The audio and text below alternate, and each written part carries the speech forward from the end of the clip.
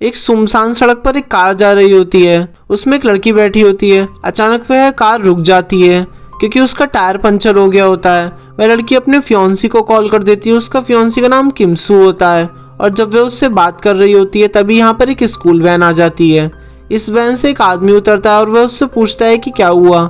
ये लड़की उसे बताती है कि मेरी कार का टायर पंचर हो गया है, लेकिन मैंने कार रिपेयर वालों को कॉल कर दिया है, वह जल्दी यहाँ पहुंच जाएंगे। ये जो आदमी होता है वह उससे कहता है कि बर्फ बहुत ज्यादा पड़ रही है, इसलिए उन्हें यहाँ आने में टाइम लग सकता है, इसलिए मुझे चेक करने दो। फोन पर दूसरी तरफ किमसू कहता है, जब तुमने उसे बता दिया कि तुमने कार रिपेयर करने वालों को बुला लिया है, फिर भी वह तुम्हारा टायर क्यों चेक करना चाहता है? यह सब मुझे ठीक नहीं लग रहा। इसके बाद वह कॉल डिस्कनेक्ट कर देता है। आगे उस लड़की के साथ क्या हुआ तो उसे देखने के लिए वीडियो को एंड तक जरूर देखना। तो गाइज व्हाट इज दैट, एक काम दिया था वो भी आपसे नहीं हो रहा, चलो जल्दी से सब्सक्राइब करो। तो यहाँ शांत रास्ते पर जो आदमी उस गाड़ी का टायर चेक कर रहा होता है वह कहता है, तुम्हारा टायर पूरी तरीके से फ्लैट हो चुका है। गाड़ी के अंदर जो लड़की होती है वह कहती है, आपकी मदद के लिए बहुत बहुत शुक्रिया, लेकिन जल्दी कार रिपेयर करने वाले आ जाएंगे। फिर वह अपनी गाड़ी में चला जाता है, लेकिन बहुत टाइम तक जब वह अपनी गाड़ी को स्टार्ट नहीं करता उसकी गाड़ी वहीं पर खड़ी रहती है। यह देखकर लड़की को थोड़ा अजीब लगता है। इससे पहले वह कुछ सोच पाती वह आदमी उसकी कार के शीशे पर अटैक कर देता है, उसकी कार में अंदर घुसकर उसको जख्मी कर देता है, जिससे वह लड़की बेहोश हो जाती है और फिर वह उसे घसीटता हुआ अपने साथ ले जाता है। जब उसकी आंखें खुलती हैं तो वह एक दूसरी जगह होती है। वह समझ जाती है कि यह मुझे मारने वाला है। वह उससे बताती है कि वह प्रेग्नेंट है, कि उसके पेट में एक बच्चा पल रहा है, लेकिन फिर भी वह बेरहम उस पर कोई रहम नहीं करता और उसको बुरी तरीके से मार देता है। उस दिन पुलिस को उस लड़की के डेड बॉडी के अलग अलग हिस्से मिल जाते हैं। हालांकि इस लड़की के पिता पिछले 30 सालों से डिटेक्टिव हैं और उन्हें इस बात का बहुत दुख होता है कि वह 20 सालों से एक्टिव होने के बाद भी अपनी बेटी को नहीं बचा सके। और वो किमसू से बोलते हैं, मुझे माफ कर दो, मैं अपनी बेटी को नहीं बचा सका, क्योंकि किमसू उनकी बेटी का फियांसी होता है जो उससे बहुत प्यार करता है। वह उसकी मौत से बुरी तरीके से टूट जाता है। उसकी आंखों में आंसू होते हैं, लेकिन वह अपने दर्द को किसी को बयां नहीं करता।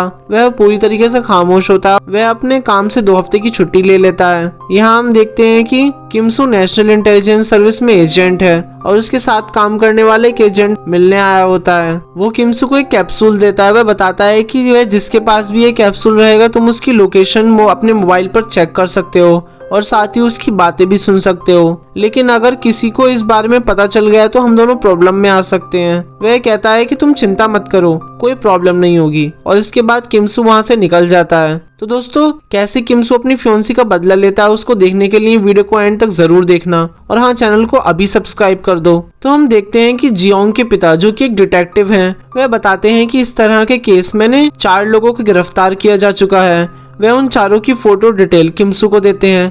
किमसू वह डिटेल लेकर वहां से चला जाता है और वह एक एक करके 2 लोगों को बुरी तरीके से टॉर्चर करता है, लेकिन उसे पता चलता है कि दोनों में से कोई भी कातिल नहीं है। इसके बाद वह तीसरे सस्पेक्ट के घर जाता है, लेकिन उसने बहुत पहले अपना घर और अपने बच्चों को छोड़ दिया होता है। उसने अपने पेरेंट्स को भी नहीं बताया होता है कि वह कहाँ जा रहा है। जब किमसू वहां से जा रहा होता है तो वह देखता है कि बाहर उस आदमी का बेटा होता है जिस पर उसे शक होता है। वह उससे पूछता है कि तुम्हें पता है कि तुम्हारे फादर कहाँ रहते हैं, और वह किमसू को बता देता है। किमसू अब उस जगह पर पहुंचता है जहां वह सस्पेक्ट रहता है, और जब वह उसके घर की तलाशी ले रहा होता है वहां पर उसे बहुत सारी लड़कियों का सामान मिलता है, और तलाशी करते वक्त उसे वही नाली में एक अंगूठी मिलती है।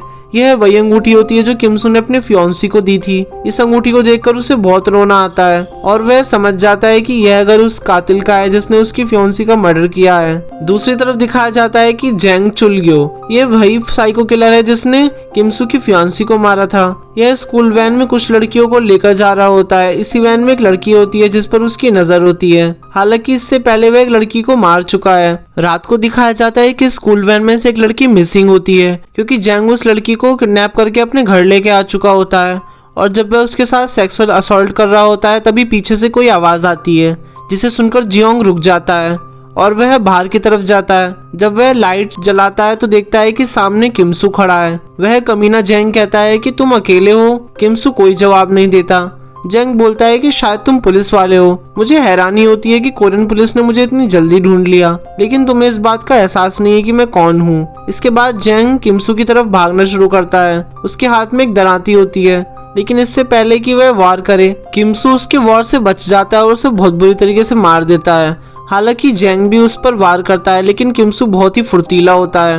वह जैंग की हालत खराब कर देता है और उसका मुंह एक प्लास्टिक बैग से ढक देता है, जिससे जैंग का सांस घुटना शुरू हो जाता है। किमसू उसे नहीं छोड़ता और जब वह मरने ही वाला होता है तब उसे छोड़ देता है। सामने एक बहुत ही बड़ा पत्थर होता है। किमसू उस पत्थर को उठाता है और वह जैंग को मारने ही वाला होता है, लेकिन उसे छोड़ देता है। इसके बाद जो कैप्सूल उसके पास होता है, जिससे वह किसी भी आदमी को ट्रैक कर सकता है और उसकी बातें सुन सकता है, वो उस कैप्सूल को जैंग के मुंह में डाल देता है। यह बात जैंग को पता नहीं चलती क्योंकि उस वक्त पे बेहोश होता है। इस तरह से एक लड़की की इज्जत और उसकी जान बच जाती है। जब जैंग को होश आता है तो यह देखता है कि उसके पास एक बैग होता है जिसमें बहुत सारे पैसे होते हैं और वह वहां से निकल जाता है। रास्ते में उसे एक टैक्सी मिलती है जिसमें वह लिफ्ट मांगता है और टैक्सी के अंदर 2 आदमी होते हैं। वहीं दूर बैठा किमसू उसकी पूरी लोकेशन देख सकता है क्योंकि उसके मोबाइल में जैंग की एक एक हरकत दिखाई रही होती है। वह कहाँ जा रहा है, क्या बातें कर रहा है, और वह उसका पीछा भी कर रहा होता है।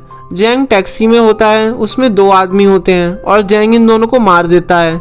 इसके बाद वह डिग्गी खोल के देखता है तो डिग्गी के अंदर पहले से एक लाश होती है, यानी ये दोनों भी अपराधी होते हैं जो किसी को मारकर हाईवे से फेंकने जा रहे होते हैं। जैंग इन दोनों को वहीं रास्ते में छोड़कर निकल जाता है। जैंग खुद भी जख्मी होता है, इसलिए वह डॉक्टर के पास जाता है और वहाँ उसे एक नर्स भी होती है। जैंग का दिल उस नर्स पर आ जाता है। वह एक आइसोलेटेड कमरे में जाती है तो जैंग वहाँ पहले से ही बैठा होता है। वह दरवाजा अंदर से बंद कर देता है और नर्स को डरा देता है। वह कहता है, रात में मैं एक लड़की के साथ मजे करने वाला था, लेकिन एक आदमी ने मेरा पूरा मजा खराब कर दिया। अब मैं अपना मजा खराब नहीं करना चाहता। नर्स उससे रिक्वेस्ट करती है, मुझे यहाँ से जाने दो, लेकिन जैंग एक साइको इंसान है, उसे किसी की परवाह नहीं होती, उसके दिल में कोई हमदर्दी नहीं है।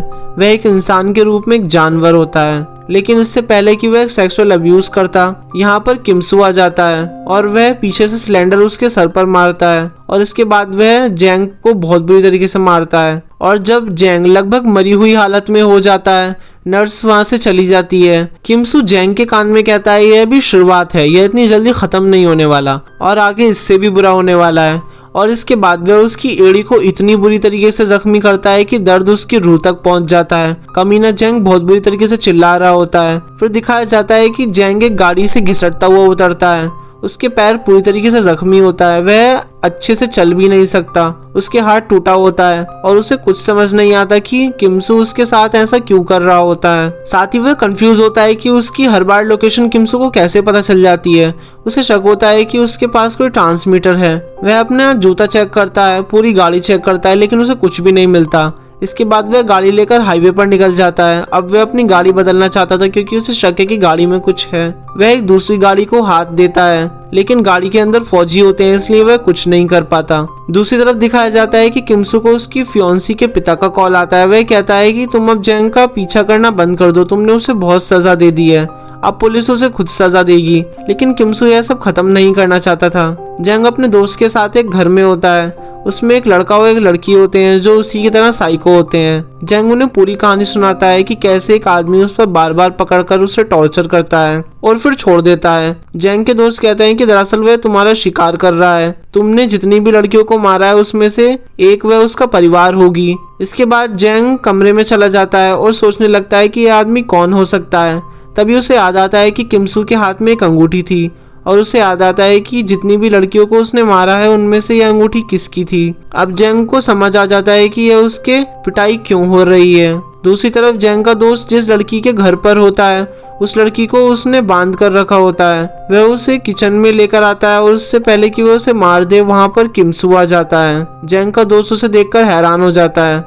वह कहता है, तुम बिना आवाज के अंदर कैसे आ गए? और इसके बाद किमसू उसे बहुत बुरी तरीके से मार देता है। यहाँ पर जैंग भी आ जाता है। इन सब के बीच लड़ाई होती है, लेकिन किमसू जैंग की दोस्त उस लड़की को इतना जख्मी कर देता है कि वह दोनों लगभग अपाहिज हो जाते हैं ताकि भविष्य में वो किसी को मार ना पाए। और यहीं पर किमसू जैंग को एक बार फिर बहुत बुरी तरीके से पीटता है, उसकी चीखें निकल जाती हैं। अगली सुबह दिखाया जाता है कि इस घर में पुलिस आ जाती है और सबको अरेस्ट कर लेती है। सभी जख्मी होते हैं, इसलिए सबको हॉस्पिटल ले जाया जाता है। किमसू को भी चोट लग गई होती है और उसका इलाज चल रहा होता है। वहाँ पर किमसू का वही दोस्त आता है जिसने उसे कैप्सूल दिया था। वह कहता है कि तुमने इस आदमी को पुलिस के हवाले क्यों नहीं किया? किमसू कहता है, अभी नहीं, जब तक इसने जो किया उसका पूरा बदला मैं ना ले लूं तब तक मैं इसे नहीं छोड़ूंगा। दोस्त बोलता है, जो कैप्सूल मैंने तुम्हें दिया था वह काम कर रहा है। जब तक उसे कॉन्स्टिपेशन नहीं होता तब तक वह उसके अंदर ही रहेगा। किमसू उसे चुप रहने के लिए कहता है क्योंकि बगल में ही जैंग भी होता है। किमसू जैंग के पास जाता है, पर्दा हटाता है और देखता है कि वह बेहोश पड़ा होता है, लेकिन असल में जैंग सिर्फ नाटक कर रहा होता है। उसने सब कुछ सुन लिया होता है और उसे समझ आ जाता था उसकी बॉडी में कहीं ना कहीं ट्रांसमीटर है जो किमसू उसकी हर लोकेशन जान पाता है।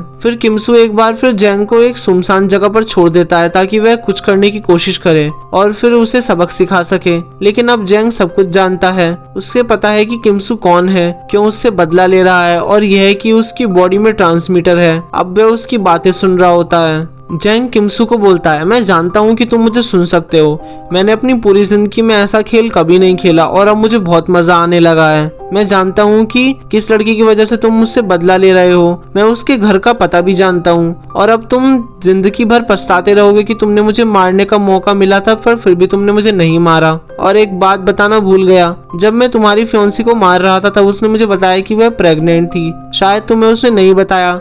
उसने अपनी जान की भीख भी मांगी थी, लेकिन मैंने उसकी जान की भीख नहीं दी। उस वक्त तुम्हें उसके पास होना चाहिए था उसे बचाने के लिए। इसके बाद जैंग एक केमिस्ट की दुकान में चला जाता है। वह एक लूज मोशन की दवाई खरीदता है और अपने पेट से कैप्सूल निकाल देता है। वह कैप्सूल किसी दूसरे आदमी के पेट में डाल देता है। जब तक किमसू वहां पहुंचता है जैंग वहां से जा चुका होता है। अब किमसू को नहीं पता होता है कि जैंग कहाँ गया है, इसलिए वह हॉस्पिटल में जैंग के दोस्त के पास जाता है जो कि उसी की तरह साइको होता है। वह उससे पूछता है कि तुम मुझे बताओ कि जैंग इस वक्त कहाँ होगा। दोस्त कहता है कि तुम जैंग के दिमाग को समझे नहीं।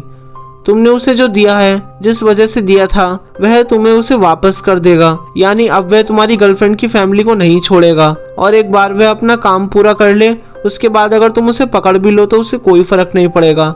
तभी जैंग के दोस्त एक और कॉल आता है। वह कहता है जैंग ने अभी वायरलेस पे कहा है कि वह अपना काम खत्म करके पुलिस के हवाले हो जाएगा। जब वह जैंग की लोकेशन किमसू को बताता है तो किमसू परेशान हो जाता है क्योंकि वह लोकेशन उस जगह की होती है जहां उसके फियांसी का परिवार रहता है। अब किमसू को पता है कि जैंग उन्हें मारने वाला हो। उसके दोस्त ने हॉस्पिटल में ही कहा था कि जैंग जितना दर्द देता है उसे उतना ही मजा आता है। मतलब अगर जैंग उसकी फियांसी के परिवार तक पहुंच गया तो वह उन्हें तड़पा तड़पा कर मारेगा। किमसू पूरी कोशिश करता है कि वह जैंग से पहले वहां पहुंच जाए, लेकिन वह पहुंच नहीं पाता। जैंग पहले ही पहुंच जाता है। वह उसकी फियांसी के पिता को बहुत बुरी तरीके से जख्मी कर देता है और उसकी फियांसी की बहन को मार डालता है। यह देखकर किमसू टूट जाता है। उसे अपनी गलती का एहसास होता है कि अगर उसने पहले ही जियोंग को मार दिया होता तो यह दिन नहीं देखना पड़ता। फिर जैंग पुलिस को कॉल करके कहता है कि मैं अपने आप को तुम्हारे हवाले कर रहा हूँ। असल में वह पुलिस के हवाले इसलिए होना चाहता था ताकि किमसू उससे बदला ना ले सके और वह जिंदगी भर तड़पता रहे। इस पूरे खेल में उसकी जीत हो जाए। जैंग उस जगह पहुंच जाता है जहां पुलिस उसका इंतजार कर रही होती है, लेकिन इससे पहले कि पुलिस उसे पकड़े किमसू आ जाता है और चलती गाड़ी में जैंग को उठाकर ले जाता है। वहीं पर उसे बांध देता है जिस जगह वह लोगों को तड़पाकर मारता था। अब किमसू उसे बहुत बुरी तरीके से टॉर्चर करता है। जैंग कहता है मुझे मार दो, तुम मुझे मार क्यों नहीं देते। किमसू कहता है मैं इस खेल को इतनी आसानी से खत्म नहीं करूंगा। अगर मुझे तुम्हें मारना ही होता तो मैं बहुत पहले ही मार चुका होता। मैं तुम्हें तब मारूंगा जब तुम अपनी जिंदगी के सबसे बड़े दर्द को महसूस करोगे, तब मेरा बदला पूरा होगा। जैंग कहता है मुझे छोड़ दो, मुझे मत मारो, तुम मुझे पहले ही बहुत तड़पा चुके हो। किमसू कहता है ये लाइन तुमने दूसरों के मुंह से बहुत बार सुनी होगी, अब तुम खुद महसूस करो। और वह जैंग से पूछता है क्या तुम्हें डर लग रहा है। कमीना जैंग हंसता हुआ कहता है डर और दर्द मेरे अंदर है ही नहीं, यह तुम पहले से जानते हो। किमसू कहता है मैं चाहता हूँ कि तुम मरने के बाद भी दर्द महसूस करो। उसके मुंह में एक रस्सी डाल देता है जो कि एक ब्लेड से बंधी होती है। अगर उसने मुंह खोला तो ये रस्सी खिंच जाएगी और ब्लेड उसकी गर्दन पर गिर जाएगा। रस्सी का दूसरा सिरा दरवाजे से बंधा होता है। यह सेटअप करके किमसू वहां से निकल जाता है। तभी एक टैक्सी आती है जिसमें जैंग के माँ बाप और बेटा होता है। अंदर जैंग कहता है मैं बच जाऊंगा, मैं जिंदा रहूंगा, तुम मुझे मार नहीं सकते, मैं किसी से नहीं डरता। दरअसल वहां पर किमसू एक कैप्सूल छोड़ गया होता है जिससे वह जैंग की सारी बातें सुन सकता है। तभी जैंग देखता है कि उसका परिवार बाहर खड़ा है। उन्हें जैंग को बचाने के लिए अंदर आना होता है, लेकिन जैंग जानता है कि अगर दरवाजा खुला तो रस्सी खिंच जाएगी और ब्लेड उसकी गर्दन पर गिर जाएगा। वह चीख कर कहना चाहता है दरवाजा मत खोलो, लेकिन मुंह नहीं खोल सकता। जब उसके माँ बाप दरवाजा खोलते हैं तो रस्सी खिंच जाती है और ब्लेड उसकी गर्दन पर गिर जाता है और इसी तरीके से उस जंगली जानवर जैंग का अंत हो जाता है। बाहर किमसू सब कुछ सुन रहा होता है और उसकी आंखों में आंसू आ जाते हैं। उसने अपना बदला ले लिया था। उसने कमीने जैंग की आंखों में दर्द और डर देखकर लेकिन उसने अपना सब कुछ खो दिया था। और जैसा कि मूवी का टाइटल है आई सॉ द डेविल, जहाँ बहुत सारी मासूम लड़कियां जैंग को अपने सामने एक डेविल की तरह देखती हैं, वहाँ जैंग अपने सामने किमसू को एक असली डेविल की तरह देखता है। दोस्तों वीडियो पसंद आई हो तो एक लाइक जरूर करना। वीडियो का सबसे अमेजिंग पार्ट आपको कौन सा लगा हमें कमेंट सेक्शन में लिखकर जरूर बताना। और ऐसी ही मजेदार एक्सप्लेनेशन के लिए चैनल को जल्दी से सब्सक्राइब कर लो ताकि फ्यूचर में आने वाली कोई भी वीडियो आप मिस ना कर सकें। तो मिलते हैं फर्दर इंटरेस्टिंग मूवीज के साथ, तब तक के लिए देखते रहिए हमारी बाकी वीडियोस।